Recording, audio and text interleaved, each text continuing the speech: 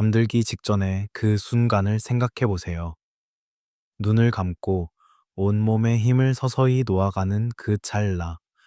낮 동안 붙들고 있던 모든 것들이 조금씩 손가락 사이로 빠져나가는 그 느낌. 그러면서도 의식은 아직 완전히 꺼지지 않아. 어딘가 낯설고 먼 곳을 떠도는 것처럼 느껴지는 그 기묘한 경계. 잠과 깨어남의 사이 그 얇은 막 위에서 우리는 때로 이런 생각에 잠기곤 합니다. 나는 무엇인가? 이 몸은 어디서 왔는가? 이 두개골 안에서 끊임없이 웅성거리는 이 목소리들은, 이 불안과 욕망과 경기로움의 뒤섞임은 도대체 어디서 시작된 것인가? 도시는 밤에도 잠들지 않습니다. 창밖 멀리 가로등의 불빛이 안개에 번지고, 어느 건물에서는 아직도 불이 켜져 있고, 가끔씩 자동차 한 대가 지나가는 소리가 멀리서 들려옵니다. 우리는 이 불빛의 바다 한가운데 누워 우주의 나이를 생각하거나 내일의 걱정을 떠올리거나, 아니면 그저 아무것도 아닌 것들을 생각하며 천장을 바라봅니다. 인간만이 이런 일을 합니다. 사자는 잠들기 전에 실존을 묻지 않습니다. 고래는 꿈속에서 자신의 기원을 찾지 않습니다. 그러나 인간은, 이 이상하리만치 과잉된 의식을 가진 존재는 밤이 되어도 쉬 자신을 놓아주지 못합니다. 왜일까요? 이 단절감은 어디서 오는 것일까요? 숲속의 나무들은 뿌리로 연결되어 있습니다. 바다의 물고기들은 조류와 함께 흐릅니다. 초원의 풀들은 바람 부는 방향으로 한꺼번에 눕습니다. 자연 안의 모든 존재들은 저마다의 방식으로 전체와 이어져 있고, 그 연결 속에서 어떤 안정감을 품고 있는 것처럼 보입니다. 그런데 인간은 다릅니다. 인간은 자연 안에 있으면서도 자연으로부터 자신을 분리시켜 바라봅니다. 자기 자신을 대상으로 삼아 관찰하고 판단하고 끊임없이 의문을 던집니다. 나는 왜 여기 있는가? 나는 무엇을 해야 하는가? 이 삶이 끝나면 무엇이 남는가? 이 질문들은 다른 어떤 생명체도 던지지 않는 질문들입니다. 아니, 던질 수 없는 질문들입니다. 생물학자들은 이 이상함을 오래전부터 주목해 왔습니다. 인간과 침팬지의 유전자는 놀랍도록 닮아 있습니다. 어떤 계산에 따르면 98% 이상이 동일하다고도 합니다. 그 숫자만 본다면 인간과 침팬지의 차이는 침팬지와 다른 유인원의 차이보다도 작아 보일 수 있습니다. 그러나 실제 두 존재를 나란히 놓고 보면 그 작은 차이가 만들어낸 간극은 측정하기가 어려울 만큼 거대합니다.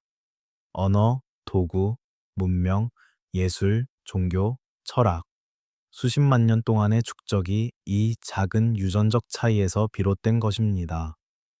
그 차이를 이야기할 때 과학자들이 반드시 언급하는 것이 있습니다. 바로 인간의 두 번째 염색체입니다. 다른 유인원들, 침팬지도, 고릴라도, 오랑우탄도 48개의 염색체를 가지고 있습니다. 그런데 인간은 46개입니다. 2개가 적습니다. 처음에는 이것이 단순한 숫자 차이로 보일 수 있습니다. 하지만 유전학자들이 인간의 두 번째 염색체를 자세히 들여다보았을 때 그들은 묘한 흔적을 발견했습니다. 그 염색체 한가운데에는 마치 2개의 무언가가 이어 붙여진 것처럼 보이는 흔적이 있었습니다. 끝과 끝이 만나는 자리, 봉합선처럼 남아있는 그 흔적. 과학자들은 이것을 융합이라고 부릅니다. 2개의 염색체가 하나로 합쳐졌다는 뜻입니다. 현대 과학은 이 현상을 자연적인 진화 과정 안에서 설명합니다.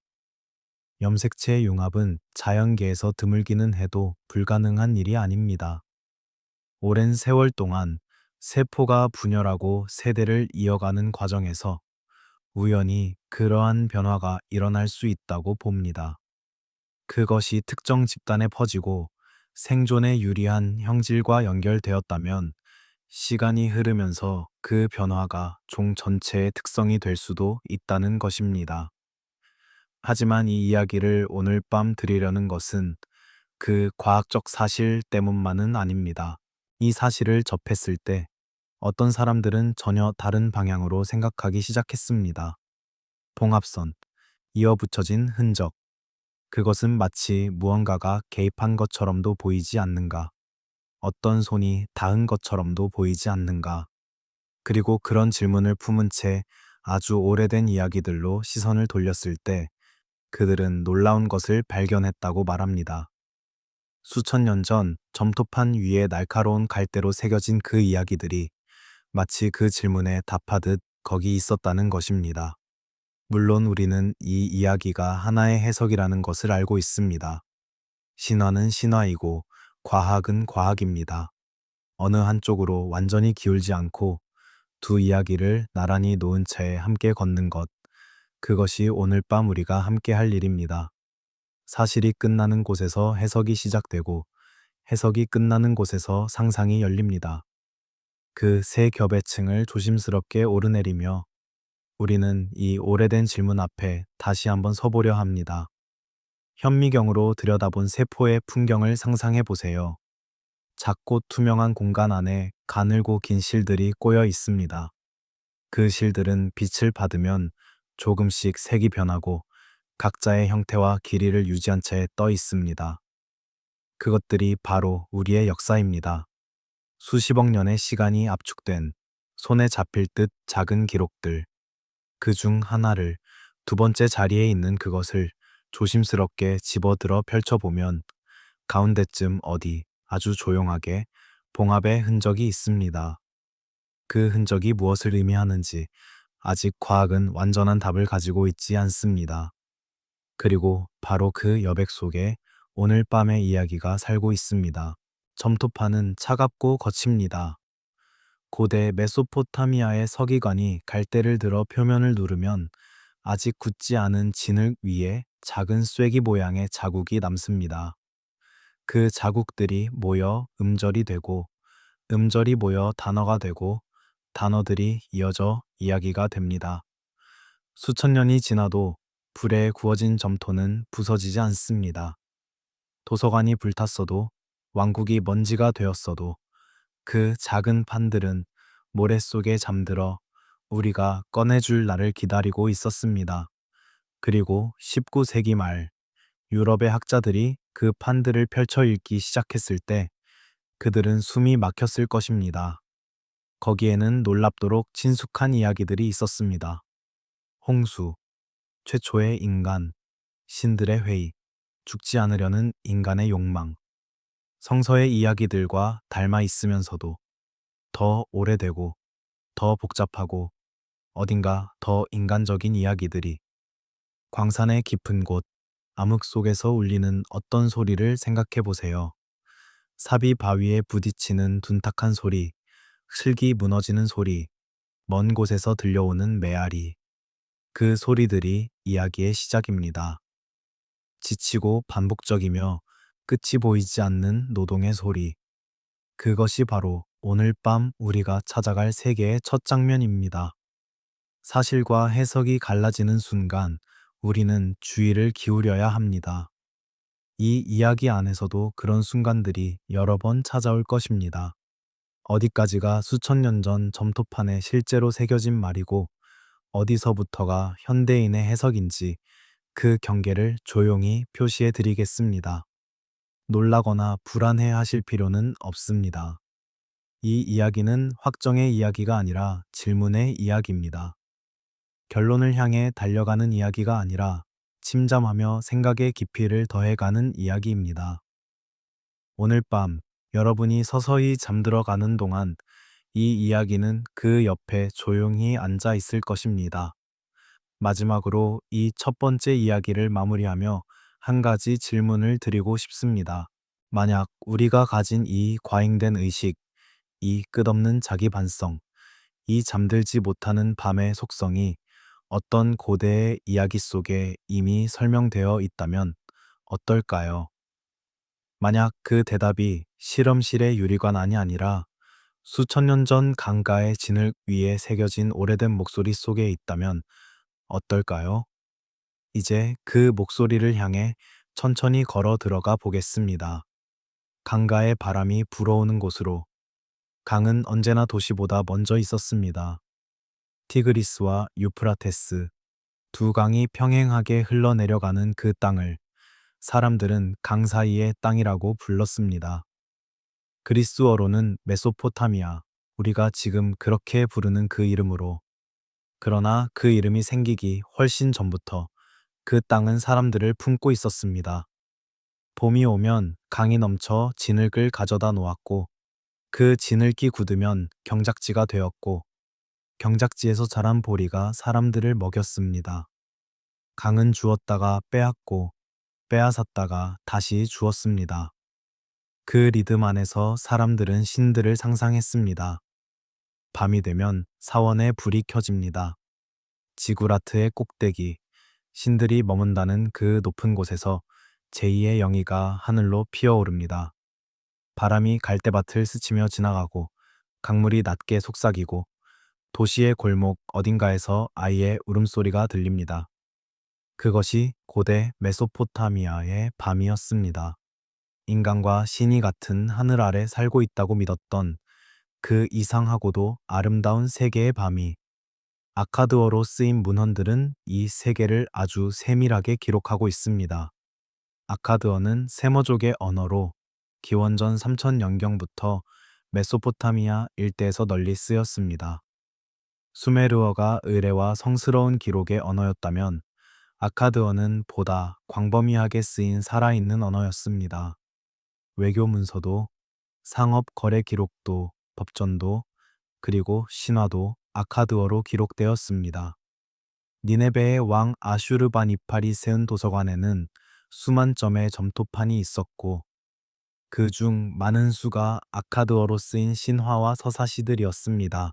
이 문헌들 안에서 신들의 세계는 인간의 세계와 기이할 만큼 닮아 있습니다. 신들은 회의를 열고 불평을 합니다. 결정을 번복하고 후회합니다. 서로를 시기하고 때로는 속입니다. 그들은 불멸이지만 무감각하지는 않습니다. 그들은 전능하지만 언제나 조화롭지는 않습니다. 그리고 무엇보다 그들은 노동을 싫어합니다. 아카드 신화 안에서 신들의 위계는 복잡하고 섬세합니다. 가장 높은 곳에는 하늘의 신이 있습니다. 그 아래에 엔릴이 있는데 바람과 공기의 신이면서 동시에 지상의 질서를 관장하는 존재입니다. 그리고 에아 혹은 엔키라고도 불리는 신이 있는데 그는 지하의 담수와 지혜를 다스리는 신입니다. 이 세 존재가 각각 하늘, 땅, 그리고 물 아래 세계를 다스리는 구조를 이루고 있습니다. 이 위계 아래에 더 많은 수의 신들이 있었습니다. 이기기라고 불리는 신들은 하늘의 신들이었고, 아눈나키라고 불리는 신들은 지하 세계와 지상을 맡은 신들이었습니다. 그런데 이 구분은 문헌에 따라 조금씩 다르게 나타나기 때문에 하나의 고정된 체계로 이해하기보다는 이야기마다 조금씩 달라지는 살아있는 신화 체계로 이해하는 것이 더 정확합니다. 오늘 밤 우리의 이야기에서 특히 중요한 것은 이 신들이 무엇을 하고 있었는가 하는 점입니다. 고대 메소포타미아 신화에서 신들은 처음에 스스로 일을 했습니다. 땅을 일구고 강을 파고 운하를 만들고 곡식을 재배했습니다. 이 노동은 단순한 생존의 문제가 아니었습니다. 세계를 유지하고 질서를 지키고 우주가 올바른 방향으로 흘러가도록 하는 일이었습니다. 그것은 어마어마하게 방대한 작업이었고 그 무게는 시간이 갈수록 무거워졌습니다. 지금도 우리가 지루하고 반복적인 일을 오래 하다 보면 어느 순간 한계에 다다르는 것처럼 신들도 그랬습니다. 또는 신화는 그렇게 말합니다. 곡괭이가 땅을 내려치는 소리가 시대를 넘어 반복됩니다. 진흙이 파이고 물이 흘러들고 다시 진흙이 쌓입니다. 오늘도 내일도 그 다음 날도 끝이 보이지 않는 노동. 신들이 그 노동에 지쳐갔다는 것, 그 지침이 어느 날 터져 나왔다는 것, 그것이 이 이야기의 첫 번째 사건입니다. 아트라하시스 신화로 알려진 이 이야기는 기원전 18세기경에 아카드어로 기록된 것으로 추정됩니다. 하지만 그 내용이 가리키는 세계관은 훨씬 더 오래된 수메르 전통에 뿌리를 두고 있습니다. 이 신화에서 하급 신들은 상급 신들을 위해 오랫동안 노동해 왔습니다. 강을 파고 운하를 뚫고 땅을 경작하는 일을 반복해 온 것입니다. 그 기간이 얼마나 되었는지는 신화마다 조금씩 다르지만 어마어마하게 긴 시간이었다는 것만은 분명합니다. 그리고 마침내 그들은 멈췄습니다. 그 장면을 상상해 보세요.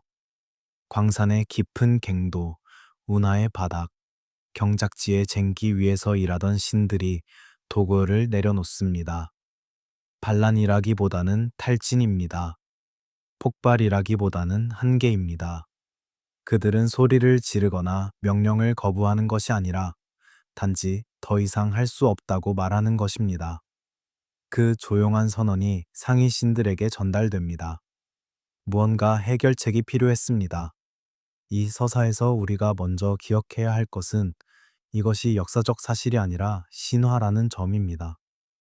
신화는 그 사회가 세계를 이해하는 방식을 담아냅니다.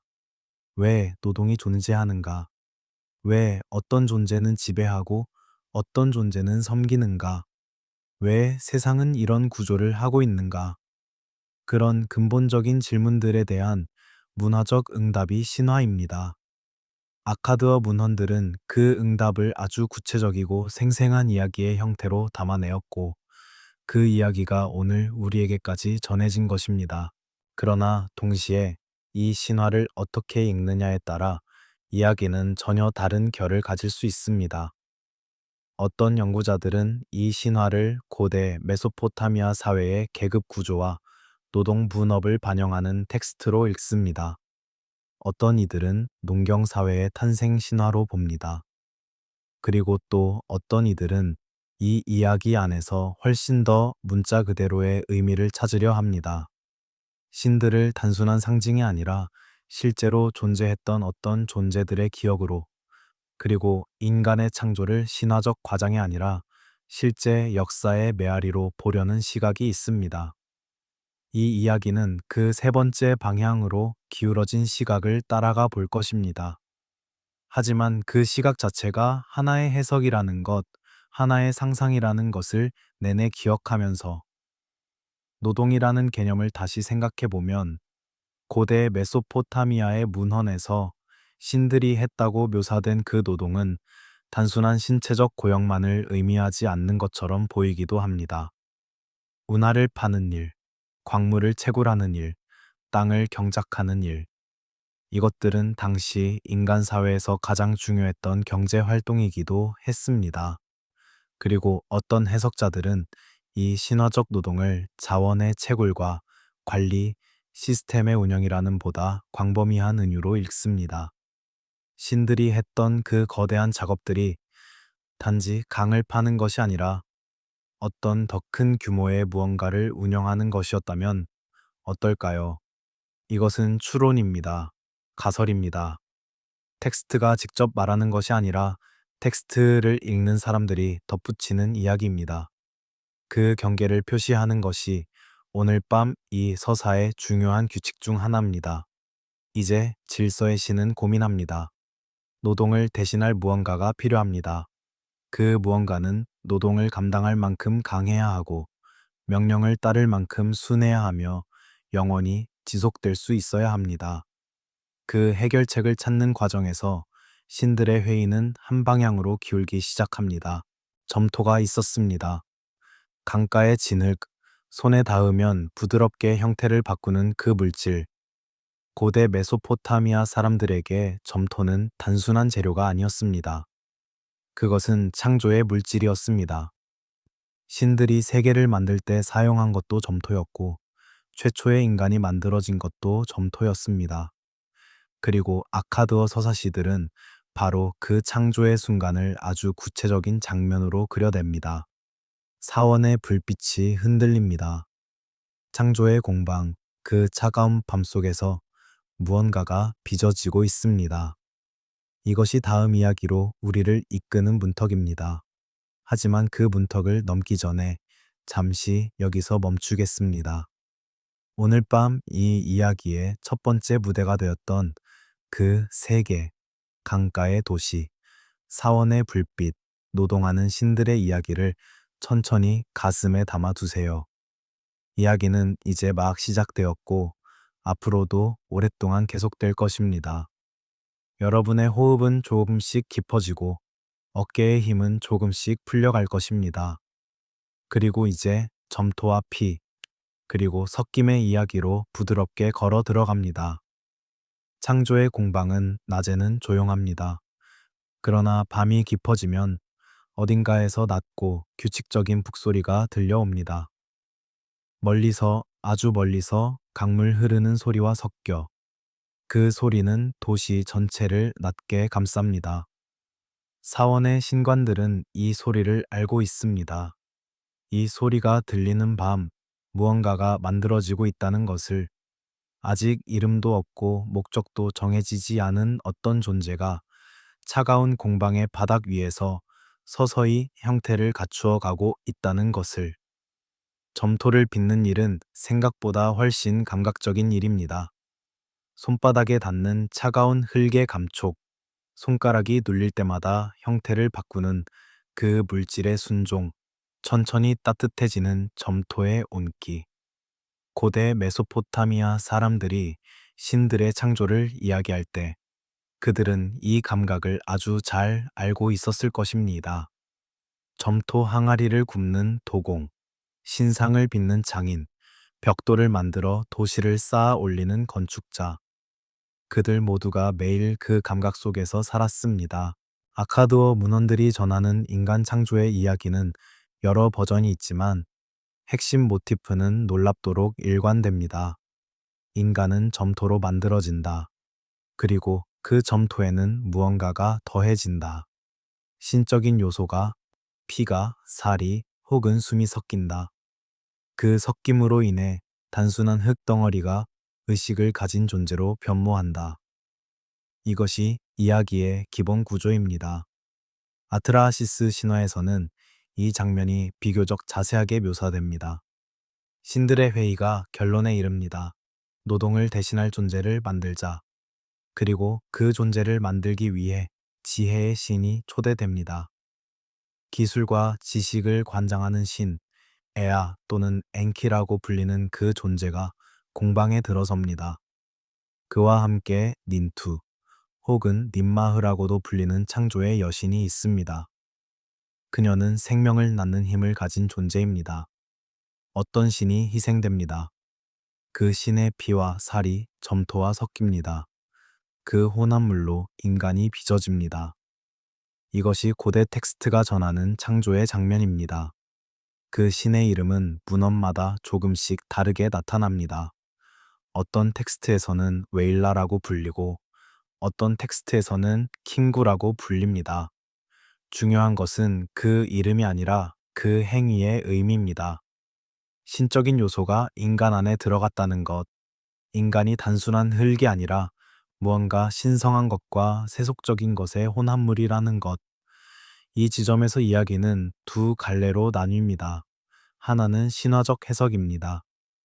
고대 메소포타미아 사람들은 이 이야기를 통해 인간 존재의 이중성을 설명하고자 했습니다.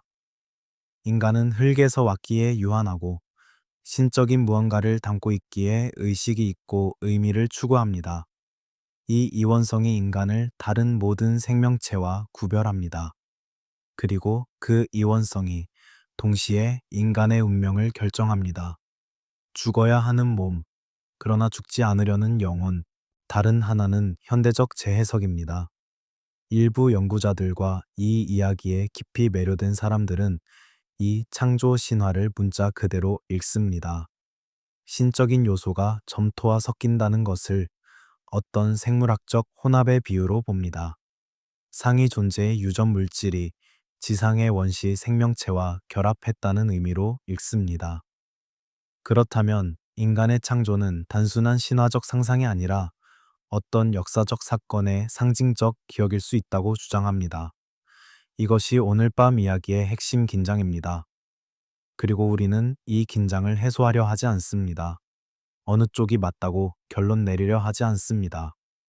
그저 두 이야기를 나란히 펼쳐놓고 그 사이에서 일어나는 공명에 귀를 기울이려 합니다. 섞임이라는 개념을 오래 생각해 보면 그것이 단순히 물질의 혼합만을 의미하지 않는다는 것을 느끼게 됩니다. 어떤 것과 어떤 것이 섞이면 둘 다이면서 동시에 어느 쪽도 아닌 무언가가 됩니다. 그 새로운 무언가는 원래의 두 요소를 모두 담고 있지만 어느 한쪽의 특성만으로는 설명될 수 없습니다. 인간이 바로 그런 존재일지 모릅니다. 흙과 신성함의 경계에 있는 존재, 자연의 일부이면서 자연으로부터 분리된 존재, 유한하지만 무한을 꿈꾸는 존재.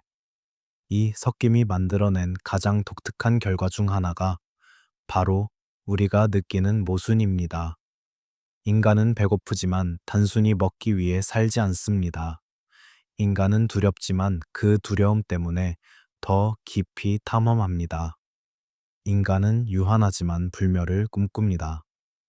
이 모순들이 쌓여 만들어낸 것이 바로 문명이고 예술이고 철학이고 종교입니다. 그리고 그 모순들이 때로는 파괴를 낳기도 했습니다. 창조의 공방에서 만들어진 이 존재는 처음에는 의도한 대로 작동하는 것처럼 보였습니다. 신들이 지쳐있던 그 노동을 대신했습니다. 땅을 일구고 운하를 파고 사원을 짓고 신들에게 바칠 제물을 준비했습니다. 세계는 다시 질서를 찾았습니다. 적어도 처음에는. 하지만 설계에는 예상치 못한 결과가 있었습니다. 이 새로운 존재는 노동하는 것 이상을 했습니다.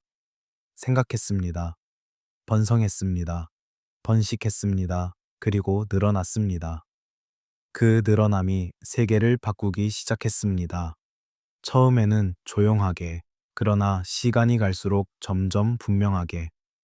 우리가 이 이야기에서 주목해야 할 점은 설계의 의도와 결과 사이에 생긴 간극입니다. 어떤 것을 만든다는 것은 그것의 미래를 완전히 통제한다는 것과 다릅니다. 씨앗을 심는 사람이 나무가 어떤 방향으로 가지를 뻗을지 모두 알 수는 없습니다. 도자기를 굽는 장인이 불이 온도에 따라 결이 어떻게 변할지 완전히 예측할 수는 없습니다. 창조는 언제나 창조자가 예상하지 못한 가능성을 품고 있습니다. 그리고 인간이라는 창조물은 처음부터 그 예상 밖의 가능성을 너무나 풍부하게 품고 있었던 것인지도 모릅니다. 이것이 원고가 말하는 유전적 실수의 핵심입니다. 이 표현 자체가 하나의 해석이라는 것을 기억하면서 설계가 있었다면 그 설계는 완벽하지 않았습니다. 혹은 의도적으로 제한을 두었지만 그 제한이 예상대로 작동하지 않았습니다. 혹은 처음부터 예상치 못한 조합이 만들어진 것입니다. 실수라는 말은 때로 너무 단순합니다. 그것은 오히려 예상 밖의 가능성이라고 부르는 것이 더 정확할 수 있습니다. 사실과 해석과 상상, 이 세 층을 이제 조금 더 명확하게 나누어 볼 시간입니다. 사실의 층에는 이것이 있습니다. 아카드어 문헌들은 점토와 신적 요소의 혼합으로 인간이 창조되었다고 기록합니다. 이것은 텍스트가 실제로 말하는 것입니다. 해석의 층에는 이것이 있습니다. 학자들은 이 이야기를 고대 메소포타미아 사회의 우주론, 인간 존재에 대한 철학적 이해, 그리고 계급 구조의 신화적 정당화로 읽습니다. 이것은 텍스트를 연구한 사람들의 분석입니다. 상상의 층에는 이것이 있습니다. 이 신화를 실제 생물학적 사건의 기억으로 보는 시각, 신적 요소를 유전적 개입의 비유로 읽는 시각. 이것은 텍스트에서 출발하지만 텍스트를 훨씬 넘어서는 상상입니다. 오늘 밤 우리는 이 세 층을 모두 여행합니다. 그리고 어떤 층에 있든 그것이 어떤 층인지를 알면서 여행합니다. 창조의 공방에서 빚어진 존재는 이제 세상으로 나갑니다. 처음에는 조심스럽게, 그러나 시간이 갈수록 대담하게, 그리고 그 존재의 번성이 창조자들의 마음에 처음으로 불안의 씨앗을 심기 시작합니다. 왜 어떤 신들은 인간을 두려워하게 되었을까요? 그 이야기가 다음에 우리를 기다리고 있습니다. 지금 이 순간 여러분의 몸은 점점 더 무거워지고 있습니다. 공방의 북소리가 멀어지고 강물의 소리가 가까워집니다. 숨을 한번 크게 들이쉬고 천천히 내쉬세요. 이야기는 계속됩니다. 두려움은 언제나 갑자기 찾아오지 않습니다. 그것은 조용히 쌓입니다. 처음에는 거의 눈에 띄지 않을 만큼 작은 조짐으로 시작됩니다. 어떤 변화, 어떤 낯선 움직임, 어떤 예상치 못한 소리, 그리고 그것이 축적되면서 어느 날 문득 알아챕니다. 이것이 두려움이라는 것을, 이미 오랫동안 쌓여 있었다는 것을. 신화 속의 신들도 그렇게 두려움을 알아챘습니다. 인간이 번성하기 시작했습니다. 처음 한 쌍에서 두 쌍이 되고 10명이 되고 100명이 되고 1000명이 됩니다. 도시가 생겨났습니다. 밭이 넓어졌습니다. 사원이 세워졌습니다. 아이들의 웃음소리가 들렸습니다. 그것이 처음에는 어쩌면 만족스러웠을 수도 있습니다. 설계가 의도대로 작동하고 있다는 증거처럼 보였을 수도 있습니다. 그러나 그 번성이 어느 정도를 넘어서자 다른 감각이 찾아왔습니다. 아트라시스 신화에서 이 감각을 묘사하는 방식은 아주 흥미롭습니다. 인간의 번성이 신들에게 불편함을 준 이유로 이야기는 소음을 지목합니다. 인간이 너무 시끄러워졌다는 것입니다. 엔릴이 잠을 이루지 못했다는 것입니다. 그 소음 때문에. 이 표현을 문자 그대로 받아들이면 신화는 단순히 소란스러운 인간들 때문에 신이 잠을 못 잔다는 다소 인간적인 이야기가 됩니다. 하지만 많은 해석자들은 이 소음이라는 표현에서 훨씬 깊은 의미를 읽어냅니다. 소음은 단순히 물리적인 소리가 아닐 수 있습니다. 그것은 집단의 에너지, 공동의 욕망, 연결된 의식의 울림일 수 있습니다. 인간들이 서로 이야기하고 계획하고 협력하는 그 집단적 공명이 어떤 임계점을 향해 다가가고 있었던 것일지도 모릅니다. 통제력을 가진 존재가 비통제 존재의 성장을 두려워하게 되는 순간 그 두려움은 어디에서 오는 것일까요? 힘의 균형이 바뀔지도 모른다는 감각, 처음에 설정한 경계가 흐릿해지고 있다는 느낌, 내가 만들어 놓은 것이 내가 의도하지 않은 방향으로 가고 있다는 불안, 그 두려움은 보편적입니다. 고대 신화 속에만 있는 것이 아니라 인간의 역사 안에서도, 그리고 어쩌면 우리 자신의 삶 안에서도 반복되는 패턴입니다. 신화 안에 엔릴은 결정을 내립니다. 무언가를 해야 합니다. 인간의 번성을 억제해야 합니다. 그래서 재앙이 시작됩니다. 처음에는 질병이 보내집니다. 그러나 인간은 다른 신, 기술과 지혜의 신에게 도움을 구합니다. 그 신은 인간에게 방법을 알려주고 인간은 살아남습니다. 그러자 가뭄이 보내집니다. 그러나 다시 인간은 살아남습니다. 그리고 마침내 더 근본적인 결정이 내려집니다. 이 서사 구조에서 우리가 주목해야 할 것은 두 신 사이의 긴장입니다. 질서와 통제를 관장하는 신과 지혜와 기술을 관장하는 신. 한쪽은 인간을 억제하려 하고 다른 한쪽은 인간을 돕습니다. 이 갈등은 단순한 선악의 대립이 아닙니다. 그것은 통제와 성장 사이의 대립입니다. 안정과 변화 사이의 대립입니다. 닫혀 있음과 열려 있음 사이의 긴장입니다. 어떤 독자들은 이 두 신의 갈등에서 매우 현대적인 울림을 듣습니다. 시스템을 유지하려는 힘과 그 시스템을 변화시키려는 힘, 기존 질서를 보호하려는 욕망과 새로운 가능성을 향해 열려 있으려는 충동. 이 긴장은 수천 년이 지난 지금도 사라지지 않았습니다. 아마도 영원히 사라지지 않을 것입니다. 도시의 불빛을 생각해 보세요. 지구라트의 꼭대기에서 바라본 도시는 어땠을까요? 낮에는 먼지와 사람들과 소음이 뒤섞인 혼란이었겠지만, 밤에는 조용한 불빛들의 집합이었을 것입니다. 한 개, 두 개, 10개, 100개의 불빛. 각자의 집에서 각자의 필요로 켜놓은 그 작은 불들. 그것이 모이면 도시가 됩니다. 그리고 그 도시가 모이면 문명이 됩니다. 엔릴이 잠들지 못했다는 것이 바로 그 불빛들 때문이었다면 어떨까요? 꺼져야 할 불들이 꺼지지 않고 있다는 것, 쉬어야 할 시간에도 인간들이 쉬지 않고 있다는 것, 생각하고 계획하고 서로 연결되고 있다는 것, 그 연결의 밀도가 어느 순간부터 두려움을 부르기 시작했다는 것, 이 두려움에는 또 다른 차원이 있습니다. 지식의 확산에 대한 두려움입니다. 인간이 너무 많은 것을 알게 되면 어떻게 될까요? 인간이 자신의 기원을 알게 되면, 자신이 무엇으로 만들어졌는지 알게 되면 어떤 일이 일어날까요? 이 질문은 아카드어 문헌 안에서도, 그리고 많은 다른 문화의 신화 안에서도 반복적으로 등장합니다.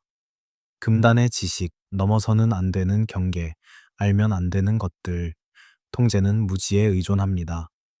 통치자가 통치할 수 있는 것은 피통치자가 통치 구조의 전체를 알지 못하기 때문입니다. 규칙이 작동하는 것은 그 규칙의 설계 원리가 완전히 투명하지 않기 때문입니다. 어떤 것을 완전히 이해하는 순간 그것을 넘어설 수 있는 가능성이 생깁니다. 그래서 지식은 언제나 위험합니다. 아는 자에게도, 알게 하는 자에게도 엔릴은 이것을 알고 있었습니다. 그래서 지혜의 신 이하와의 갈등이 단순히 수면 방해의 문제가 아니었던 것입니다. 그것은 인간이 어느 방향으로 성장해야 하는가에 대한 근본적인 의견 차이였습니다. 에아는 인간에게 지식을 주려 했습니다. 인간이 더 잘 살 수 있도록, 더 효과적으로 자신을 돌볼 수 있도록. 그러나 엔릴은 그 지식의 확산이 어디로 이어질지 내다보았습니다. 이 갈등을 오늘날의 언어로 번역하면 그것은 권한의 문제입니다. 무엇을 알 권한이 있는가? 누가 그 경계를 결정하는가?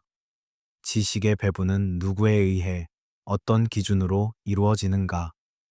이 질문들은 고대 신화 속에서 시작되었지만 지금 이 순간에도 우리 주변 어딘가에서 계속 울리고 있습니다.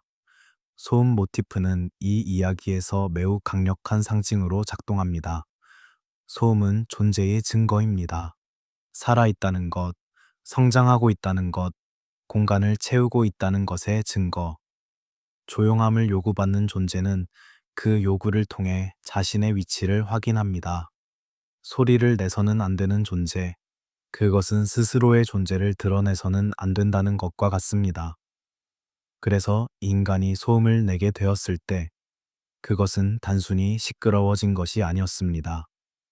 그것은 인간이 자신의 존재를 주장하기 시작했다는 것이었습니다. 설계된 목적 안에 머무는 것을 넘어서 그 목적을 초과하는 무언가가 되기 시작했다는 것이었습니다. 통제자의 밤을 상상해 보세요. 잠들지 못하는 밤, 창밖에서 들려오는 소리들, 멀리서 점점 커지는 불빛들, 점점 많아지는 사람들. 그 통제자는 이 모든 것이 자신이 허락한 범위 안에 있기를 원했을 것입니다. 그러나 어느 순간부터 그 범위를 넘어서기 시작한 것들이 보이기 시작했을 것입니다. 그리고 그 순간부터 두려움이 결정을 대신하기 시작했을 것입니다. 두려움으로부터 나온 결정은 언제나 어떤 한계를 가집니다. 그것은 문제의 근원을 해결하는 것이 아니라 문제의 증상을 억누르는 방향으로 움직이기 때문입니다. 소음이 문제라면 소음을 없애면 됩니다. 그러나 소음의 원인인 번성 자체가 계속된다면 소음은 다른 방식으로 다시 나타날 것입니다. 이 악순환이 신화 안에서도 역사 안에서도 반복됩니다. 그래서 재앙은 홍수라는 더 근본적인 형태로 나타납니다. 하지만 그 이야기로 들어가기 전에 잠시 여기서 머뭅니다. 두려움의 탄생을 이야기하는 이 장면이 여러분에게 무엇을 일깨우는지 생각해 보세요. 창조자와 피조물, 통제자와 피통제자, 그 관계 안에서 생겨나는 긴장. 어쩌면 이 긴장이 인간의 역사 전체를 관통하는 어떤 원형적 구조일 수 있습니다. 그리고 우리는 그 구조 안에서 여전히 어디쯤 서 있습니다. 다음 이야기는 검은 물의 이야기입니다.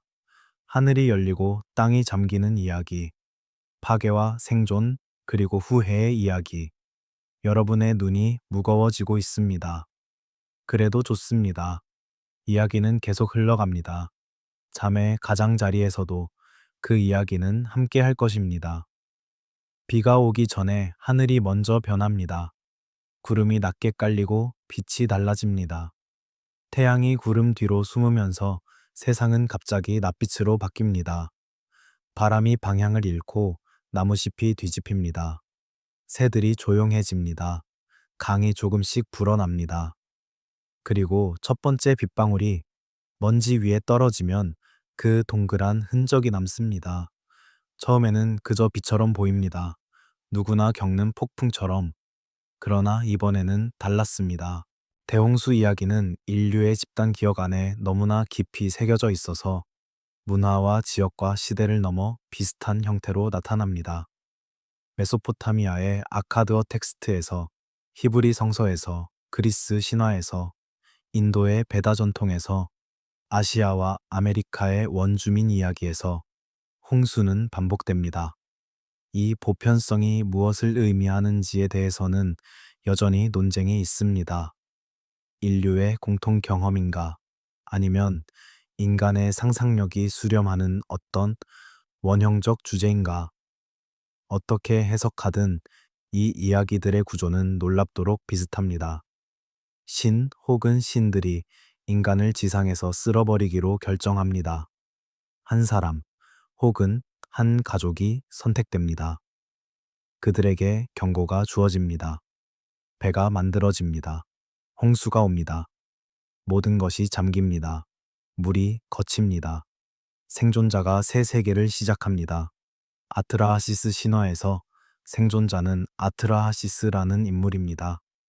그 이름의 뜻은 아주 지혜로운 자라고 해석됩니다. 그는 에아의 신임을 받은 인간으로 신들의 결정을 알게 됩니다. 홍수가 올 것이라는 것을.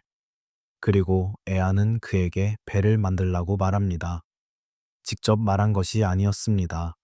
에아는 갈대벽을 통해 속삭였습니다. 공식적으로는 아무것도 알려주지 않은 채, 그러나 실질적으로는 모든 것을 전달하는 방식으로. 이 장면이 묘하게 아름다운 이유는 그 방식 때문입니다. 엔릴에게 인간을 돕는 것을 들키지 않으면서, 그러나 인간이 살아남을 수 있도록 하는 방법. 규칙을 직접 어기지 않지만 규칙의 정신을 곡해하는 방식으로 원하는 결과를 만들어내는 것. 이 지혜는 신화 속 에아의 특성을 가장 잘 보여주는 장면 중 하나입니다. 검은 물이 온다는 것을 상상하면 그것이 얼마나 절대적인 공포인지 느낄 수 있습니다. 단순히 비가 많이 온다는 것이 아닙니다. 땅이 사라진다는 것입니다. 발을 딛고 서 있던 곳, 집이 있던 곳, 밭이 있던 곳, 사원이 있던 곳이 모두 물 아래 잠긴다는 것입니다. 방향을 잃는 것, 기준이 사라지는 것, 세계가 균질한 물의 표면이 되어 버리는 것. 그것은 존재의 근거가 사라지는 것과 같습니다. 신화는 그 홍수의 규모를 아주 크게 묘사합니다.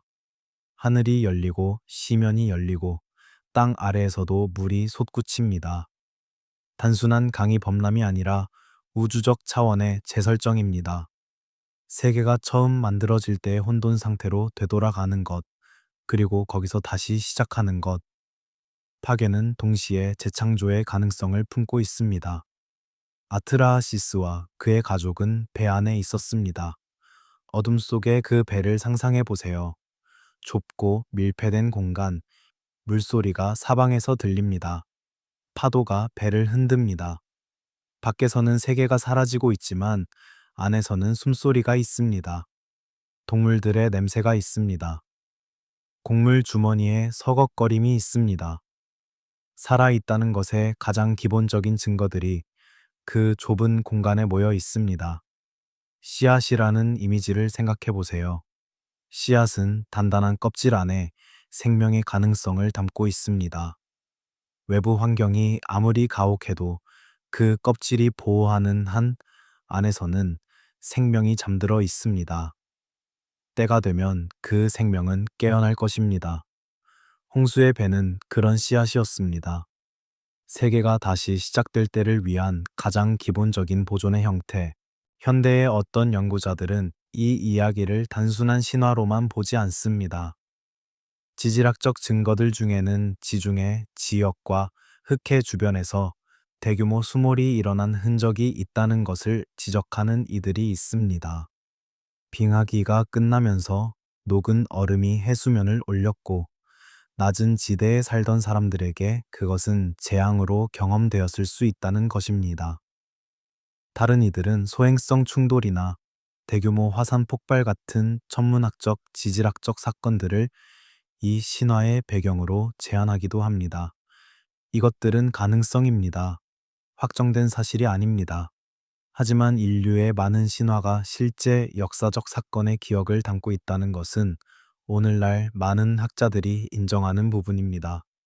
신화는 완전한 허구가 아닐 수 있습니다. 그것은 특정한 방식으로 기억되고 상징화되고 전달된 역사일 수 있습니다. 홍수가 끝났습니다. 물이 걷히기 시작합니다. 배가 마른 땅에 닿습니다. 아트라하시스가 처음으로 밖을 봅니다. 세계는 조용합니다. 아주 조용합니다. 모든 소음이 사라진 세계. 신들이 원했던 그 고요함이 이제는 아무도 원하지 않는 방식으로 실현되었습니다. 신화는 여기서 흥미로운 감정을 묘사합니다. 신들의 후회입니다. 어머니 신 인투는 울었다고 전해집니다. 인간을 창조했던 자신이 이제 그 인간이 사라진 것을 슬퍼합니다. 마치 도자기를 빚었다가 그것을 깨뜨린 것을 후회하는 도공처럼. 엔릴도 생존자가 있다는 것을 알았을 때 처음에는 분노했지만 이내 다른 감정으로 넘어갔을 것입니다. 이 후회는 단순한 감상이 아닙니다. 그것은 두려움이 만들어낸 결정이 결코 완전한 해결이 아니라는 인식입니다. 인간을 없애도 문제는 해결되지 않습니다. 왜냐하면 문제는 인간 자체가 아니라 창조자와 피조물 사이의 관계 안에 있기 때문입니다. 그 관계의 긴장은 인간이 있는 한 계속될 것입니다. 그래서 홍수 이후의 세계에는 새로운 계약이 필요했습니다. 신들은 이제 더 이상 전멸이라는 방법을 쓰지 않겠다고 합니다. 대신 다른 방법으로 균형을 잡겠다고 합니다. 그 방법이 무엇인지는 이야기마다 다르게 나타납니다. 인간의 수명을 제한하는 것, 죽음을 영구적인 제도로 확립하는 것, 혹은 인간 사이에 분열을 만드는 것, 번성을 억제하되 완전히 파괴하지는 않는 방식으로. 이 새로운 계약의 의미를 깊이 생각해 보면 거기서 우리 자신을 발견할 수 있습니다. 우리는 유한한 존재입니다. 우리는 늙고 병들고 죽습니다. 우리는 기억을 가지고 있지만 그 기억도 언젠가는 사라집니다. 이 유한성이 신화 안에서는 어떤 제안의 결과로 묘사됩니다. 설계된 한계 혹은 협정의 결과. 이것은 물론 하나의 해석입니다. 진화 생물학은 유한성을 다르게 설명합니다. 그러나 두 설명이 상호 배타적일 필요는 없을 수도 있습니다. 혹은 그 질문 자체가 여전히 열려 있을 수도 있습니다. 홍수의 물이 빠진 자리에 인간은 다시 모이기 시작했습니다. 살아남은 자들이 새로운 시작을 만들었습니다. 그리고 이 새로운 시작 안에서 인간은 다시 한번 놀라운 능력을 발휘하기 시작합니다. 모이고, 협력하고, 공통의 언어로 소통하고, 함께 무언가를 만들기 시작합니다. 재앙이 지나간 자리에서도 인간은 다시 번성합니다.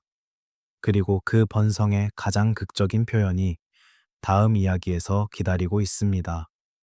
강물 소리가 조금씩 멀어집니다. 배 안의 어둠이 조금씩 걷힙니다. 새벽빛이 조금씩 스며들기 시작합니다. 여러분은 지금 이 이야기와 함께 떠내려가고 있습니다. 어딘가 안전한 곳을 향해 조용히. 홍수 뒤에 인간은 다시 모이고 하나의 언어를 꿈꿉니다. 다시는 무력해지고 싶지 않았을 것입니다.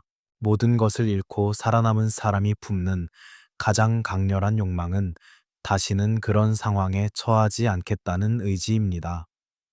홍수를 경험한 인간들이 다시 모였을 때 그들의 마음속에는 바로 그 욕망이 있었을 것입니다. 재앙은 기억합니다. 무력함은 기억합니다. 그리고 그 기억이 강렬할수록 더 강해지고 싶다는 욕망도 강렬해집니다. 바벨이라는 이름은 히브리어 성서에서 나오는 이름이지만 그 이야기의 뿌리는 훨씬 더 오래된 메소포타미아 전통과 연결됩니다. 바빌론이라는 도시의 이름 자체가 신의 문이라는 뜻을 담고 있었습니다.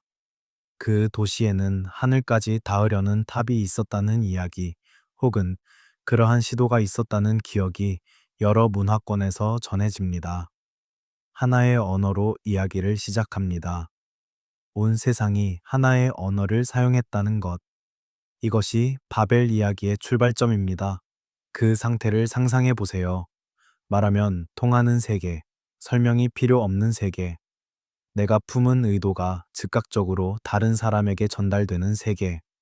그런 세계에서 협력은 마찰 없이 이루어집니다. 계획은 빠르게 실행됩니다. 복잡한 것들이 단순해집니다. 인간의 집단적 능력이 최대로 발휘됩니다. 하나의 언어라는 개념을 단순히 음성 언어로만 이해하지 않아도 됩니다. 어떤 해석자들은 이것을 공통의 목적, 공통의 이해, 공통의 세계관으로 읽습니다. 사람들이 같은 방향을 바라보고, 같은 가치를 공유하고, 같은 목표를 향해 함께 움직일 때, 그것은 어떤 의미에서 하나의 언어를 사용하는 것이라고 할 수 있습니다. 그리고 그 상태에서 인간 집단이 발휘할 수 있는 힘은 개별 인간의 합을 훨씬 초과합니다. 개미 한 마리는 자신의 무게보다 수십 배 무거운 것을 들 수 없습니다.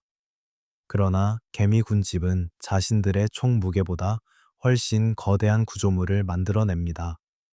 그것이 집단 협력의 힘입니다. 인간은 그 협력에 언어를 더했습니다. 단순한 신체적 협력을 넘어서 추상적 계획을 공유하고 미래를 함께 상상하고 현재에 없는 것을 향해 함께 움직일 수 있게 된 것입니다. 그래서 탑을 지었습니다. 그 탑이 실제로 어떤 형태였는지, 얼마나 높았는지는 알 수 없습니다. 그러나 그 탑이 상징하는 것은 분명합니다. 그것은 한계를 넘으려는 시도입니다. 허락된 경계를 초과하려는 욕망입니다. 하늘까지, 그 너머까지, 신들이 있는 곳까지 닿으려는 인간의 오래된 충동입니다. 이 충동 자체가 흥미롭습니다. 인간은 왜 경계를 넘으려 할까요?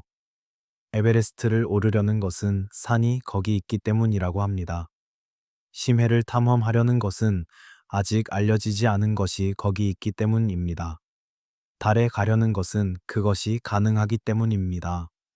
이 충동은 인간 본성의 아주 깊은 곳에 있습니다. 아마도 그 섞임의 결과, 신적인 무언가와 흙의 결합이 만들어낸 그 충동이 인간으로 하여금 자신의 한계를 넘어서려 하게 만드는 것인지도 모릅니다. 신화는 이 시도가 어떻게 끝났는지 말합니다. 언어가 혼란스러워졌습니다. 사람들이 서로의 말을 알아듣지 못하게 되었습니다. 그리고 그 소통의 단절은 협력의 단절을 가져왔습니다. 탑은 멈췄습니다. 사람들은 흩어졌습니다. 하나였던 것이 여럿이 되었습니다. 이것을 통제자의 결정으로 읽는다면 그 결정의 의미는 분명합니다. 협력이 너무 강해지는 순간 그 힘은 위협이 된다. 그래서 협력을 방해하는 것이 가장 효과적인 통제 방법이다. 공통의 언어를 빼앗고 공통의 목표를 분열시키고 서로가 서로를 이해하지 못하게 만드는 것. 이것이 수직적 통제보다 훨씬 더 강력하고 지속적인 방법입니다. 강제로 누르면 저항이 생기지만 내부에서 분열이 일어나면 저항할 공동의 힘 자체가 사라집니다. 이 독해를 역사에 적용하면 흥미로운 패턴들이 보입니다. 식민 지배의 역사에서 언어는 언제나 중요한 통제 도구였습니다. 피지배자들에게 지배자의 언어를 강요하고 동시에 그들 사이의 공통 언어를 약화시키는 것.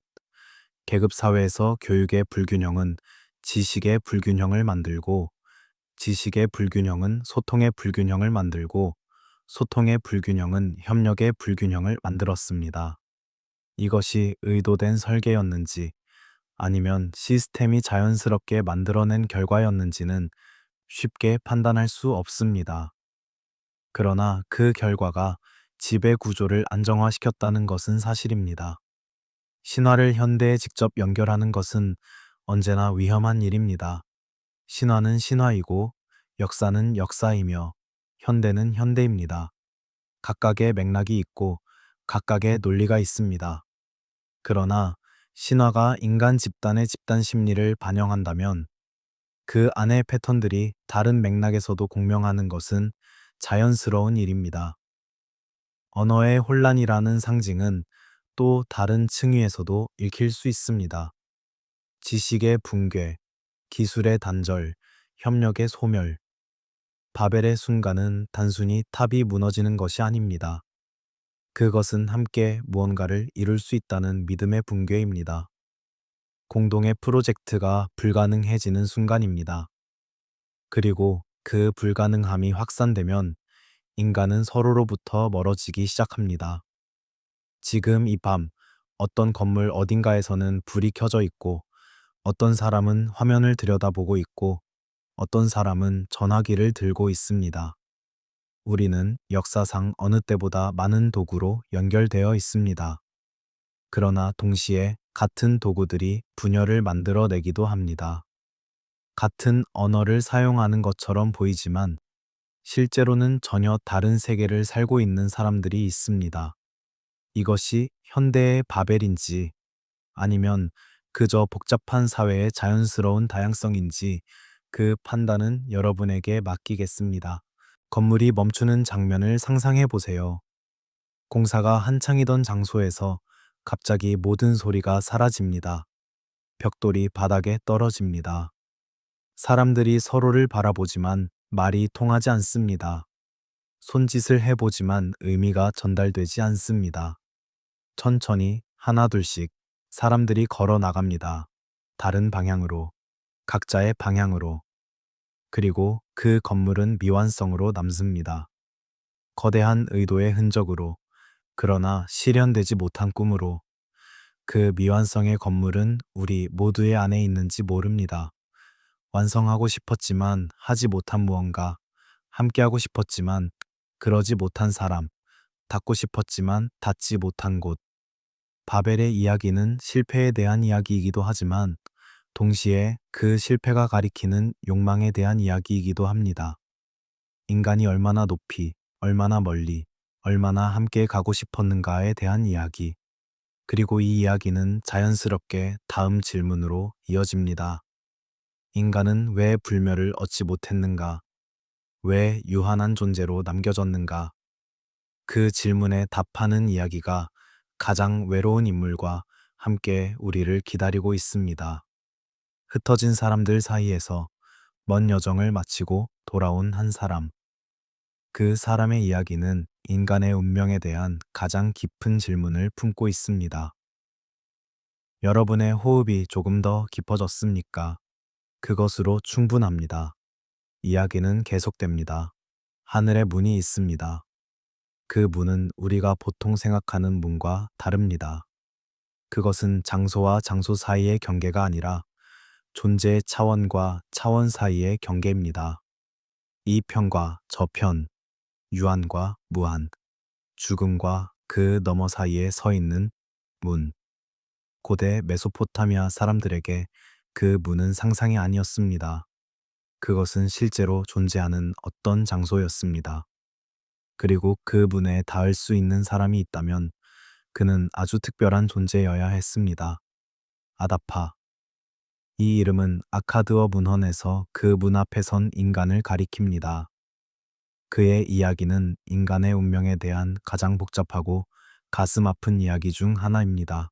아다파는 에아의 총애를 받은 인간이었습니다. 지혜를 받은 자였습니다.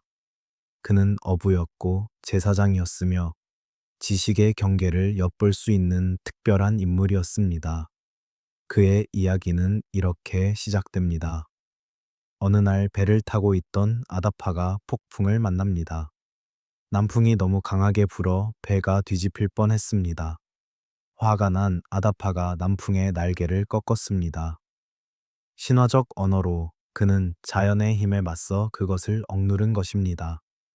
이 행동이 하늘신 아누의 주목을 받습니다. 한 인간이 신적인 존재의 날개를 꺾었다니 이것은 해명이 필요한 일입니다. 아다파가 하늘로 소환됩니다. 소환의 순간을 상상해 보세요. 지상에서 살아온 한 인간이 하늘 세계를 향해 올라갑니다. 우리가 아는 모든 것이 아래에 있고 우리가 알지 못하는 모든 것이 앞에 있는 그 여정. 두렵기도 하고 경이롭기도 한 그 감각. 아다파는 그 여정을 했습니다. 그가 떠나기 전에 에아가 그에게 조언을 줍니다. 하늘에 가면 두 문지기가 있을 것이다. 그들에게 공손히 대하라. 그리고 하늘에서 무언가를 먹거나 마시라고 권할 것이다. 그것을 먹거나 마시지 말라. 그것은 죽음의 음식과 죽음의 물이다. 에아의 이 조언은 얼핏 보면 아다파를 보호하려는 것처럼 보입니다. 그러나 이야기가 전개되면서 그 조언의 실제 결과가 드러납니다. 아다파는 하늘에 도착합니다. 문지기들을 잘 대합니다. 아누 앞에 서서 남풍의 날개를 꺾은 이유를 설명합니다. 그의 설명이 설득력이 있었는지 아누는 화를 거두었습니다. 그리고 아다파에게 무언가를 권합니다. 불멸의 빵과 불멸의 물을 권한 것입니다. 그것을 먹고 마시면 아다파는 불멸을 얻을 수 있었습니다. 그러나 아다파는 에아의 조언을 따랐습니다. 거절했습니다. 그 순간의 아이러니를 느껴보세요. 인간이 불멸 앞에 섰습니다. 손을 뻗으면 닿을 수 있는 곳에 불멸이 있었습니다. 그러나 신뢰하는 존재의 조언을 따랐기에 그 손을 뻗지 않았습니다. 그리고 그 결과 인간은 유한한 채로 지상으로 돌아왔습니다. 이 이야기의 해석은 다양합니다. 어떤 학자들은 에아가 의도적으로 잘못된 정보를 주었다고 봅니다. 인간이 불멸을 얻는 것을 막기 위해 에아가 인간을 사랑했다면서도 동시에 인간이 너무 강해지는 것을 막으려는 역할을 했다는 것입니다. 이것은 이 신화 안에서 에아라는 인물의 복잡성을 보여줍니다. 그는 인간을 돕는 신이지만 동시에 그 도움의 한계를 설정하는 신이기도 합니다. 다른 해석은 아다파 자신의 선택에 집중합니다. 그는 자신의 판단을 포기하고 타인의 조언을 맹목적으로 따랐습니다. 불멸의 음식과 죽음의 음식을 자신이 직접 판단하려 하지 않았습니다. 이 순종이 그의 운명을 결정했습니다. 만약 그가 스스로 생각했다면, 만약 그 음식의 본질을 직접 물어보거나 확인했다면 다른 결과가 나왔을 수도 있었습니다. 이 두 해석 사이에서 우리는 인간 조건의 핵심적인 긴장을 발견합니다. 신뢰와 독립, 따름과 판단, 지혜는 조언을 듣는 것이지만 동시에 그 조언을 검토하는 것이기도 합니다. 완전한 신뢰는 때로 가장 중요한 기회를 놓치게 만들 수 있습니다. 유전적 실수라는 개념이 이 이야기와 연결됩니다. 오늘 밤 이야기 전반에서 사용해온 그 표현을 여기서 다시 소환합니다. 어떤 독자들은 아다파의 이야기에서 인간의 잠재력이 봉인된 순간을 봅니다. 불멸, 혹은 더 광범위하게 말하면 더 높은 차원의 존재 상태로 나아갈 수 있는 가능성이 어떤 결정으로 인해 차단된 것입니다. 그 차단이 의도적인 것이었는지, 실수였는지, 아니면 어쩔 수 없는 결과였는지는 텍스트가 명확하게 말하지 않습니다. 이것을 생물학적 언어로 번역하는 시각이 있습니다. 인간의 유전체 안에는 우리가 아직 완전히 이해하지 못하는 영역이 있습니다. 발현되지 않는 유전자들, 활성화되지 않은 잠재력들, 잠들어 있는 코드들. 만약 인간이 처음부터 어떤 제한을 달고 창조되었다면 그 제한이 이 잠들어 있는 부분들을 통해 작동할 수도 있다는 상상이 가능합니다. 이것은 현재로서 과학적으로 검증된 주장이 아닙니다. 분명히 말씀드립니다. 이것은 신화와 현대적 상상이 만나는 지점에서 피어나는 이야기입니다. 그 경계를 조심스럽게 표시하면서 그럼에도 그 상상이 우리에게 어떤 감각을 불러일으키는지 함께 느껴봅니다. 우리가 늘 시간에 쫓기는 이유가 어쩌면 그 봉인 때문일지도 모릅니다. 더 많은 것을 원하지만 시간이 없습니다. 더 깊이 알고 싶지만 수명이 한계입니다. 더 멀리 가고 싶지만 몸이 노화합니다. 이 유한성 안에서 인간은 그럼에도 무한을 꿈꿉니다. 그 꿈 자체가 어쩌면 그 봉인이 완전하지 않다는 증거일 수도 있습니다. 봉인 안에서도 그 너머를 감지하는 무언가가 있다는 것. 촛불 하나를 생각해 보세요. 작은 불꽃이 어둠 안에서 흔들립니다. 그 빛은 자신 주변의 좁은 공간만을 밝힙니다. 그러나 그 빛을 보는 사람은 빛이 닿지 않는 어둠 속에 더 많은 것이 있다는 것을 압니다. 촛불 자체는 작고 유한하지만 그 촛불이 가리키는 어둠은 광대합니다. 어쩌면 인간이 바로 그런 존재인지 모릅니다. 작고 유한한 빛이지만 그 너머의 광대함을 감지하는 빛. 그에 비해 오래된 존재들의 시간은 별빛 같습니다. 멀리서 와서 우리가 보는 것보다 훨씬 더 오래된 것. 어쩌면 그 별이 지금 이 순간 이미 사라졌을 수도 있지만 그 빛은 아직 우리에게 닿고 있는 것처럼 오랜 존재들의 시간은 우리가 이해하기 어려운 척도로 흘렀습니다. 그리고 우리는 그 시간의 흐름 안에서 순간적인 밝음으로 왔다가 가는 존재들입니다. 아다파는 하늘에서 지상으로 돌아왔습니다. 그 돌아옴은 패배처럼 보이지만 동시에 인간의 지상으로의 귀환, 자신이 속한 세계로의 복귀이기도 합니다. 그리고 그는 자신이 가진 것, 지혜를, 지식을, 경험을 가지고 돌아왔습니다. 불멸은 없었지만 이야기는 있었습니다. 이야기가 있다는 것, 기억이 있다는 것, 그것이 어쩌면 인간이 가진 또 다른 형태의 불멸일 수도 있습니다. 이 서사는 왜 유전이라는 언어를 불러오는가? 다음 이야기에서 과학과 신화가 조용하게 마주 앉습니다. 지금 이 순간 여러분의 눈꺼풀이 무겁습니다. 그것이 자연스러운 것입니다. 이야기는 여러분이 잠드는 것을 방해하지 않습니다. 오히려 여러분이 잠 안으로 더 부드럽게 들어갈 수 있도록 곁에서 조용히 이야기를 계속합니다. 현미경 아래에서 세계는 다르게 보입니다. 눈에 보이지 않는 것들이 드러납니다. 우리가 평소에 하나의 덩어리로 보던 것이 사실은 수천 개, 수만 개의 더 작은 단위들로 이루어져 있다는 것을 알게 됩니다.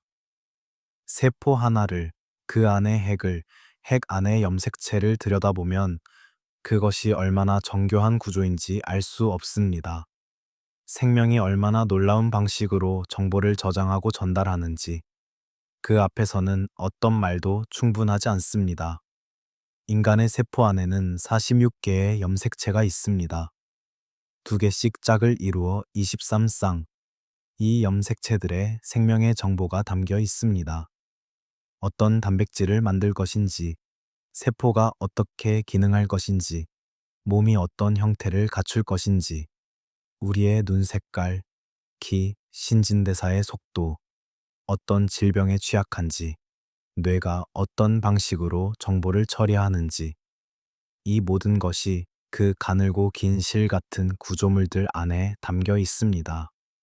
두 번째 염색체를 다시 생각해 봅니다. 침팬지, 고릴라, 오랑구탄은 모두 48개의 염색체를 가지고 있습니다. 인간의 가장 가까운 친척인 이 유인원들과 비교할 때 인간에게는 2개가 적습니다. 이 차이가 어디서 왔는지를 연구한 과학자들이 1991년 중요한 논문을 발표했습니다. 인간의 두 번째 염색체가 유인원의 2개의 염색체에 해당하는 구조를 가지고 있다는 것이었습니다. 두 염색체가 하나로 합쳐진 흔적이 있다는 것이었습니다. 그 흔적을 보는 방법을 이야기해 드리겠습니다. 염색체의 끝에는 텔로미어라고 불리는 구조가 있습니다. 이것은 마치 신발끈의 끝에 있는 플라스틱 캡처럼 염색체의 끝을 보호하는 역할을 합니다. 그리고 염색체의 가운데에는 동원체라고 불리는 구조가 있습니다. 세포 분열 시 염색체를 올바른 방향으로 끌어당기는 역할을 하는 부분입니다. 정상적인 염색체에는 동원체가 하나 있습니다. 그런데 인간의 두 번째 염색체를 자세히 보면 한 염색체 안에 2개의 동원체 흔적이 있습니다. 하나는 여전히 기능하고 다른 하나는 비활성화된 상태로 남아 있습니다. 그리고 중간쯤에 텔로미어 서열이 발견됩니다. 염색체 안에서. 그것이 가능한 이유는 하나입니다. 한때 2개의 끝이었던 것들이 이제는 하나의 가운데가 된 것입니다. 두 염색체의 끝과 끝이 붙어서 하나가 된 것입니다. 이 흔적을 봉합선이라고 부릅니다. 이어 붙여진 자리, 2개가 하나가 된 흔적.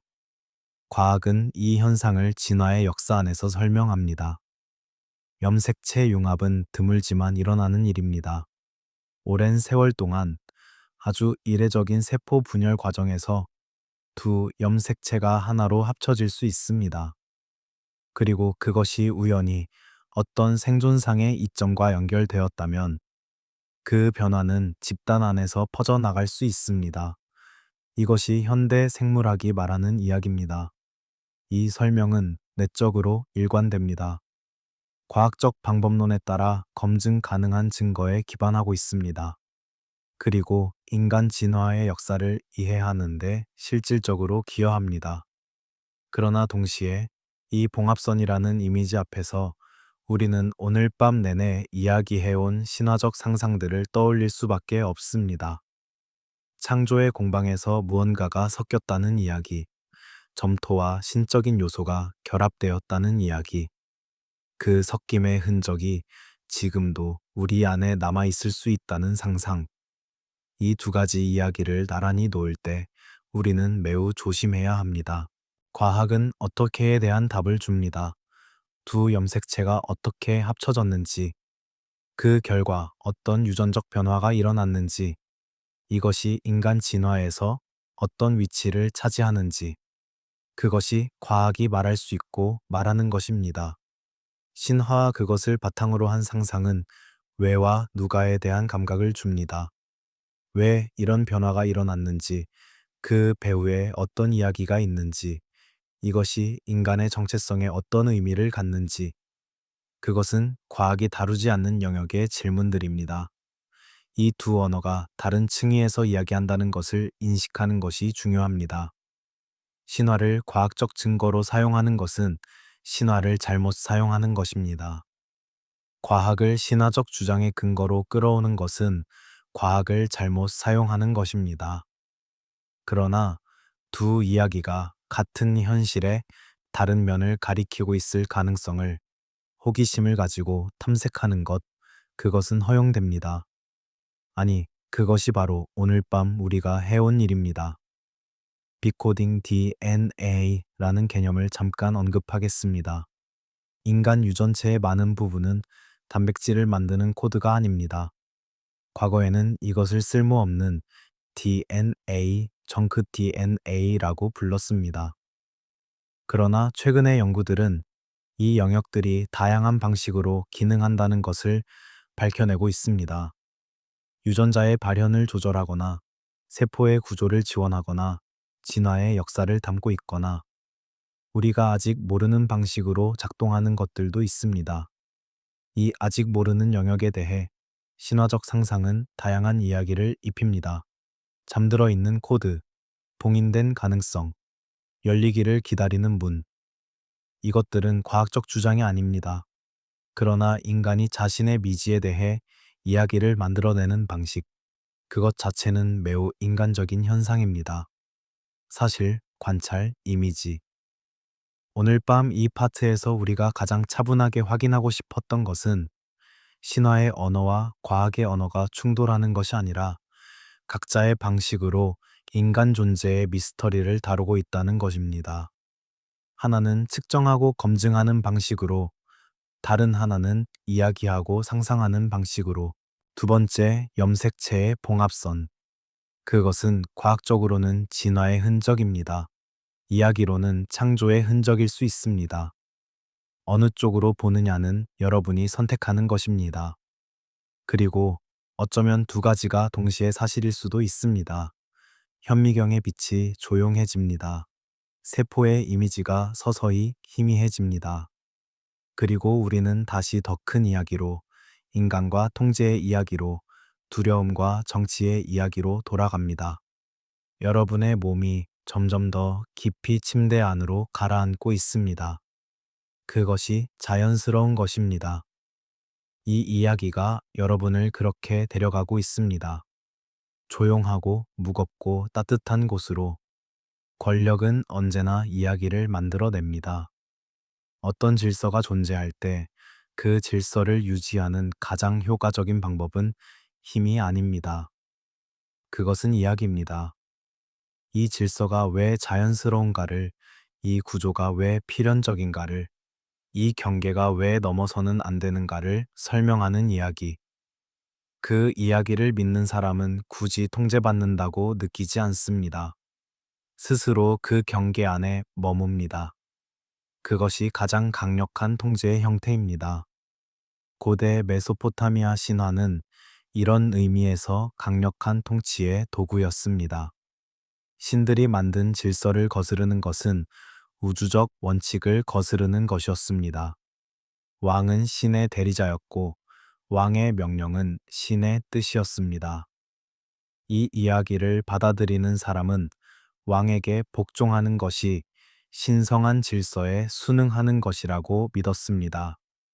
이것이 작동하는 한 통제를 위해 많은 병사가 필요하지 않습니다.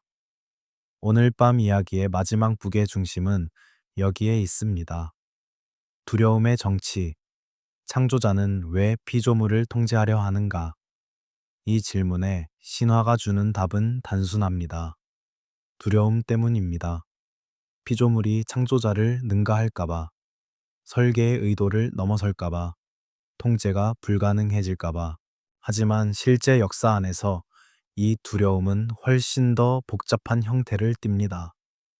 그것은 단순히 위로부터의 두려움이 아닙니다. 통제는 외부로부터만 오지 않습니다. 그것은 내면화됩니다. 피통제자가 통제의 논리를 스스로의 논리로 받아들이게 됩니다. 통제자의 두려움이 피통제자의 자기 검열로 이어집니다. 그리고 그 자기 검열이 가장 효과적인 통제 기제가 됩니다. 고대 메소포타미아의 신전을 생각해 보세요. 지구라트의 계단을 오르는 것은 쉽지 않습니다. 의도적으로 그렇게 설계된 것입니다. 오르면서 몸이 낮아지고 신이 가까워질수록 인간은 더 작아지는 감각. 이것이 건축을 통해 구현된 위계입니다. 공간이 사람의 감각에 작용하고 그 감각이 사람의 생각에 작용하고 그 생각이 사람의 행동에 작용합니다. 재단의 연기가 피어오릅니다. 낮고 반복적인 북소리가 밤을 채웁니다.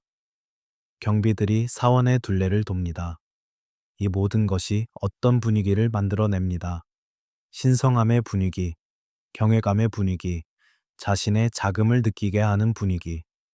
그 분위기 안에서 인간은 규칙을 따릅니다. 강요가 아니라 적절함의 감각으로. 이것이 나쁜 것인가 하면 꼭 그렇다고 말하기 어렵습니다. 모든 사회는 어떤 형태의 공유된 이야기를 필요로 합니다. 모든 집단은 구성원이 함께 받아들이는 가치와 경계를 필요로 합니다. 그것이 없으면 협력이 불가능합니다. 문제는 그 이야기가 누구를 위해, 어떤 방식으로, 어떤 결과를 향해 작동하는가입니다. 홍수, 바벨, 그리고 불멸의 상실. 이 세 이야기를 한 줄로 이어보면 하나의 패턴이 보입니다. 번성 화살표, 공포 화살표 제한. 인간이 번성하자 신들이 두려워했습니다. 홍수가 왔습니다. 인간이 협력하여 탑을 쌓자 다시 공포가 왔습니다. 언어가 분열되었습니다. 인간이 지혜를 얻고 하늘에 닿을 뻔하자 불멸이 거부되었습니다. 수명이 제한되었습니다. 이 패턴은 고대 신화 안에서만 있는 것이 아닙니다. 역사를 통해 보면 유사한 패턴이 반복됩니다. 어떤 집단이 힘을 갖기 시작하면 기존의 질서는 그것을 두려워합니다. 그리고 그 두려움은 다양한 형태의 제한으로 나타납니다. 법적인 제한, 경제적인 제한, 사회적인 배제, 문화적인 폄하. 이것들이 항상 의도적으로 계획된 것은 아닙니다. 시스템은 때로 의식 없이도 자신을 보존하는 방향으로 작동합니다. 그러나 통제는 완전할 수 없습니다. 그것이 역사가 보여주는 또 다른 진실입니다. 홍수가 지나도 인간은 남았습니다. 언어가 분열되어도 인간은 다시 소통하는 방법을 찾았습니다. 불멸을 잃었지만 인간은 이야기를 통해 기억을 이었습니다. 제한은 가능성을 없애지 못합니다.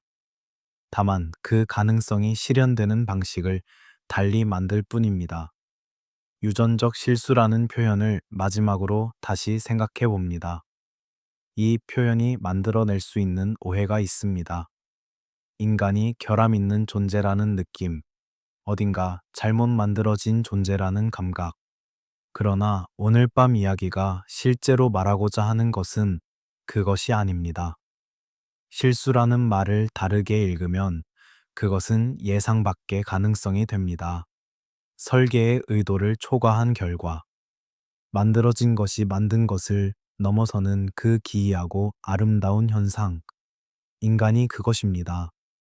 도구로 만들어졌지만 도구를 만드는 존재가 되었습니다.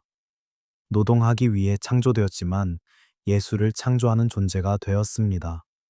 유한하게 설계되었지만 무한을 상상하는 존재가 되었습니다.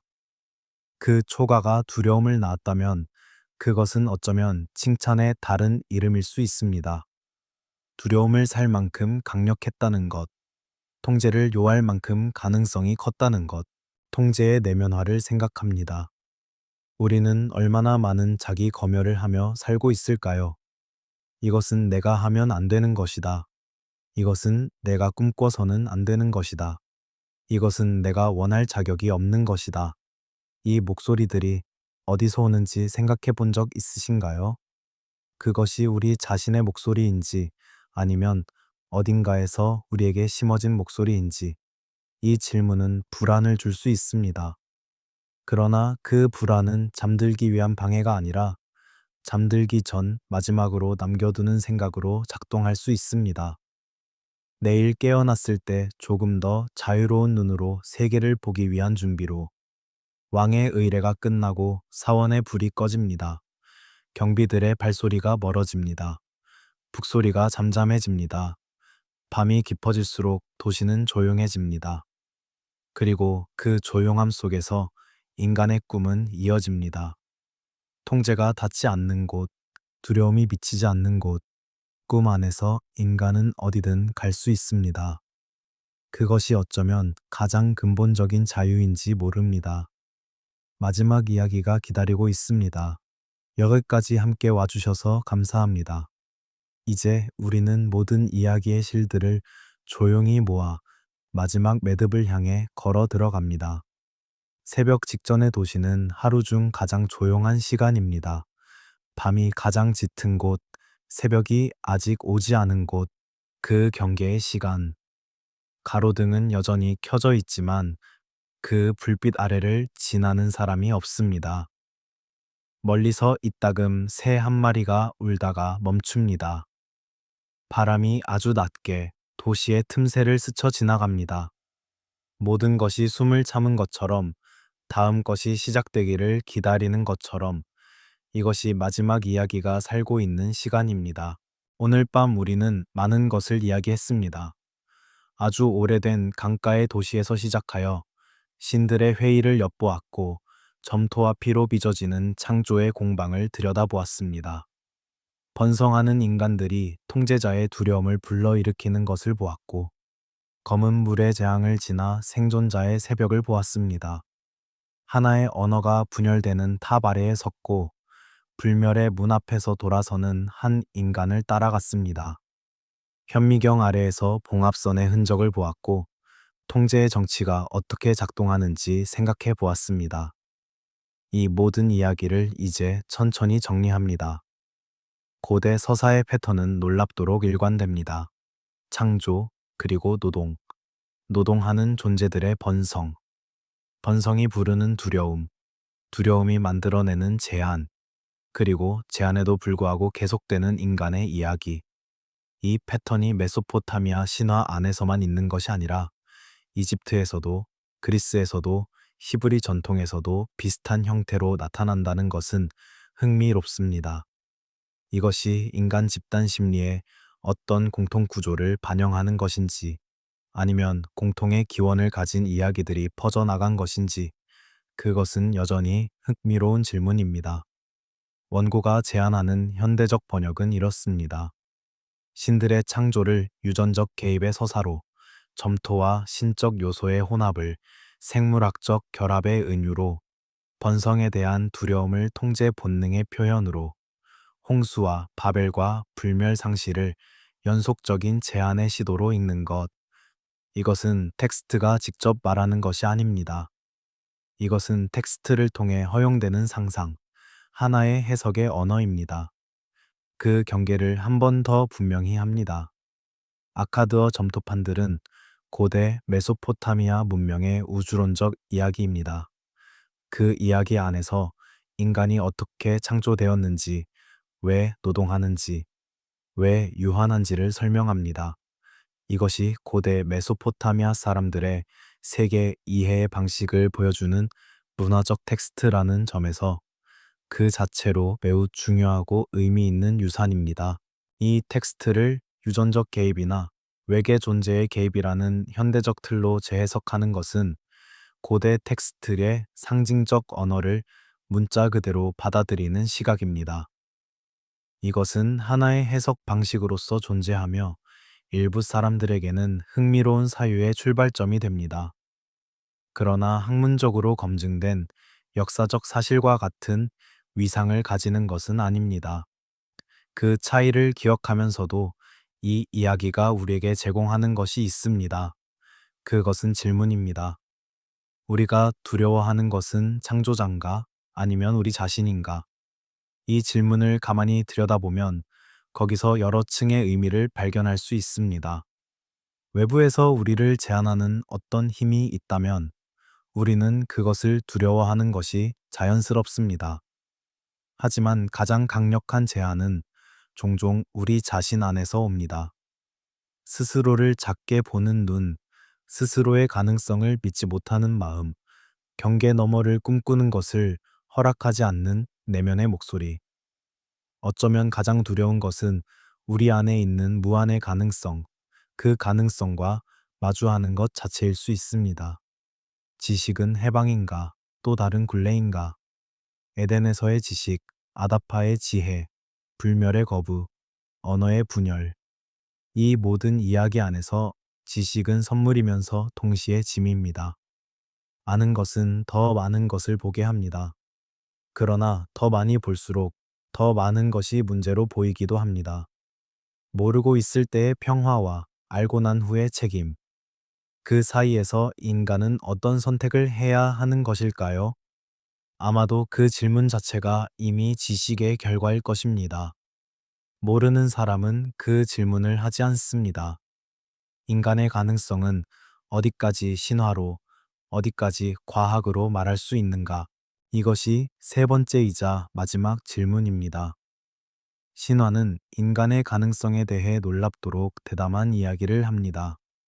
하늘까지 닿는 탑, 신들의 언어, 불멸의 물. 과학은 조심스럽고 검증 가능한 언어로 인간 가능성의 실제 경계를 탐색합니다. 수명의 한계, 인지 능력의 한계, 신체의 한계. 그러나 과학도 계속해서 그 경계를 조금씩 넓혀왔습니다. 한때 불가능하다고 생각된 것들이 지금은 당연한 것이 된 것처럼 어쩌면 신화는 과학이 아직 도달하지 못한 가능성의 언어를 미리 품고 있는 것인지도 모릅니다. 혹은 신화는 과학이 결코 검증할 수 없는 영역의 진실을 다른 방식으로 다루는 것인지도 모릅니다. 둘 중 어느 쪽이든 혹은 그 어느 쪽도 아니든 이 두 이야기가 함께 있을 때 인간은 더 풍부한 방식으로 자신을 이해할 수 있습니다. 점토판으로 돌아갑니다. 그 작고 단단한 직사각형의 물체. 손으로 들면 묵직하고 표면을 만지면 거칩니다. 그 위에 새겨진 작은 쐐기 문자들은 현대의 눈에는 그저 패턴처럼 보입니다. 그러나 그것을 읽을 수 있는 사람에게 그 패턴은 소리가 됩니다. 수천 년 전에 살았던 사람의 목소리가 그 위에 담겨 있습니다.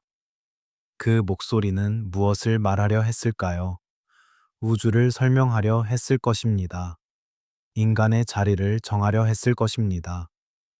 두려움을 이름 붙이고 희망을 상상하고 존재의 의미를 이야기로 만들려 했을 것입니다. 그것이 바로 우리가 지금도 하는 일입니다. 수천 년의 거리를 두고 있지만 본질적으로 같은 일, 인간은 이야기를 만드는 존재입니다. 그것이 어쩌면 창조자가 예상하지 못했던 가장 큰 특성일 수 있습니다.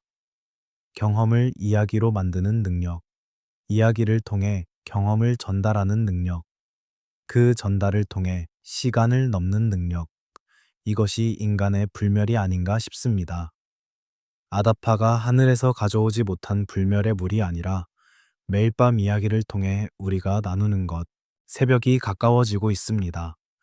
도시의 가장 먼 곳에서 아주 희미하게 하늘이 조금 밝아지기 시작합니다. 아직 빛이라고 부르기에는 너무 희미하지만 어둠이 조금 달라졌다는 것을 느낄 수 있습니다. 새 한 마리가 다시 울기 시작합니다.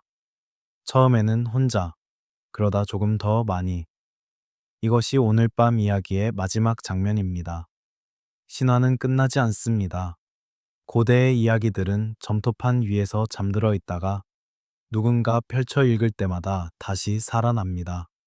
그리고 그 이야기들은 읽는 사람의 눈을 통해 그 사람의 삶과 시대의 언어로 번역됩니다. 이것이 신화의 힘입니다. 변하지 않으면서도 언제나 새롭게 읽힐 수 있는 것. 형태는 고정되어 있지만 의미는 계속 흘러가는 것. 오늘 밤 여러분과 함께 이 이야기를 나눌 수 있어 기쁩니다.